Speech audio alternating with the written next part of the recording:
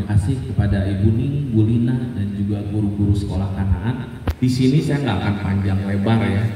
Memang saya bersyukur dulu pas saya memilih Kanaan sejak SMP.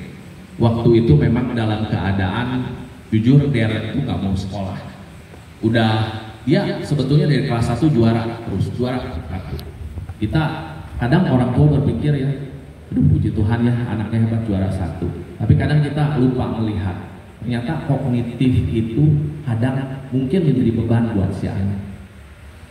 Dia sampai kelas 4 yang Deren bilang betul, dia masuk The Voice Kids, akhirnya dia masuk, akhirnya karena kontrak 1 tahun dia harus ambil job dan sebagainya. Ternyata dia tuh udah lelah dengan kognitif yang membebani dia karena dia harus juara 1 lagi dan sebagainya. Sampai singkat cerita di kelas 6 dia udah agak males sekolah. Tapi saya melihat gelagat itu, waktu itu saya langsung nyari sekolah dan saya ketemu Buning. Saya tanya Buning seperti apa dan sebagainya. Akhirnya Buning membuat saya confidence bahwa kalau saya masukkan Deren di Kanaan itu tepat. Dan puji Tuhan dan bersyukur waktu itu Deren berkembang luar biasa di Kanaan. Dari mulai SMP dia jadi rajin lagi sekolah, dia mau sekolah karena yang dia bilang lingkungannya, guru-gurunya, situasinya, sistemnya semua membuat Gen Z banget gitu. Jadi yang diperlukan anak-anak Gen Z itu ada di Kanaan, itu betul sekali. Kadang yang mungkin juga ingin saya share ini, memang kita sebagai orang tua kadang kita selalu berpikir ya, kayaknya zaman dulu mah kita dididik orang tua seperti ini. Mungkin tadi Ibu Irin juga bilang, kenapa sih nggak bisa seperti ini? Kalau menurut saya memang iya dan tidak ya. Kadang kita harus menyelami Gen Z ini seperti apa.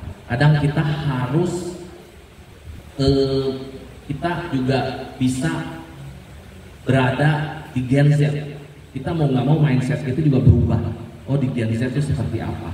Jadi kognitif itu iya betul, tapi itu kan bisa dicari dengan banyak cara.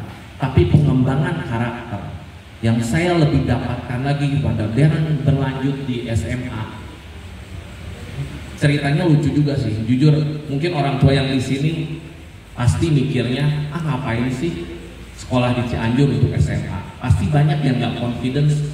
Kayaknya saya aja jujur waktu itu mamahnya juga bilang, Deren SMA-nya mau di Bandung. Kita udah berpikir aja mau ke Bandung. Tapi waktu itu Deren sendiri yang istilahnya meyakinkan saya dan mamahnya, enggak, aku mau memilih Kanaan. Karena di Kanaan aku sudah bisa berkembang. Untuk apa aku mengawali lagi di sekolah lain yang belum pasti. Itu yang Deren katakan ke saya. Dan saya pikir ya udah, kalau memang anaknya, kadang kan memang ada beberapa tipe anak beda ya, pengen lihat luar kota dan sebagainya. Tapi puji Tuhan waktu itu Deren enggak, dia lebih melihat aku kan mau ngambil jurusannya sudah jelas. Ya mungkin akibat dari SMP saat itu Deren sudah terarah. Saya lihat memang waktu SD sampai SMP pertengahan tuh masih ganti, kadang jadi pilot, kadang jadi juri Indonesian Idol, kadang jadi pokoknya ganti-ganti. Tapi di SMP itu sudah mulai terlihat. Jadi Deren kayaknya kedokteran, udah lurus terus kedokteran. Puji Tuhan sampai sekarang seperti itu. Dan pengarahan itu saya lihat dari guru-guru SMA terus mereka mendorong juga, membantu Deren, meyakinkan Deren untuk terus bisa di track. Dan saya lihat memang bukan untuk Deren aja ya. Ini kebetulan karena Deren anak saya jadi saya tahu melihat. Tapi saya lihat anak-anak lain pun terus dicari, dibantu untuk mereka yakin bahwa pilihannya itu nggak salah. Itu yang saya lihat. Dan saya lihat kalau pengalaman saya juga pernah sekolah di luar kota. Dulu SMA-nya di luar kota, meskipun setengah jalan, akhirnya saya balik lagi jujur ke Cianjur. Nah di sana juga enggak, karena memang mungkin sistem pendidikan berbeda ya. Sekarang dengan kurikulum Merdeka itu jauh berbeda. Dan saya senang sekali kurikulum Merdeka itu kalau bagi saya tepat sekali. Mungkin di sini ada papahnya Joy, mungkin yang pernah kuliah di luar. Sebenarnya kurikulum Merdeka ini kan kayaknya adopsi juga dari luar ya. Jadi lebih ke praktikal, lebih melihat karakter si anak. Kalau menurut saya ini tepat. Mudah-mudahan nanti menteri baru nggak merubah ya. Karena saya melihat banget Darren bertumbuh, dan puji Tuhan kemarin saat mencoba tes di Maranatha, dapat Maranatha beasiswa sang juara. Memang nggak mudah, tapi karena bantuan dari adanya guru-guru yang terus perlunya apa dibantu. Karena kadang saya sebagai orang tua jujur, udah kamu aja ya, aduh papi mah udah kayaknya gaptek nih, pusing harus gimananya untuk dapetin itu.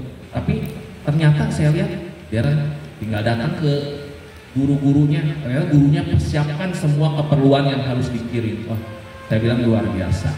Mungkin itu aja yang saya bisa sharing. Dari komunikasi 101 cara ini, kalau saya boleh sharing pengalaman saya. Jadi kalau saya sih nerapin sebagai orang tua, saya jadi teman. Sama Darren itu saya berusaha berteman, udah bukan lagi orang tua. Karena saya lihat anak Gen Z yang seperti tadi dibilang betul, jawabannya kadang pendek, tapi kadang dia juga pengen didengar. Itu tipe-tipe Gen Z. Jadi luangkan waktu, betul, itu sangat betul sekali. Kadang tetap sesibuk apapun saya berusaha luangkan waktu untuk Darren. Ya mungkin kalau kebetulan kadang mamahnya praktek, meskipun kalau nggak praktek mamahnya pasti luangkan waktu. Mungkin ibu ini meskipun saya nggak ke sekolah, kalau nggak ini, tapi begitu sekolah misalnya ada pertemuan orang tua, saya dua-duanya pasti berusaha paling tidak salah satu hadir. Karena bagi saya itu juga pola komunikasi ya bagi anak-anak kita. Jadi anak-anak kita merasa, oh orang tua aja merhatiin kok ke sekolah. Jadi jangan sampai nggak sempat, nggak mau hadir. Itu kalau menurut saya, ini pengalaman saya ya. Mudah-mudahan ini benar. Tapi yang saya rasakan itu benar. Mungkin itu aja yang bisa saya bagikan malam ini. Terima kasih.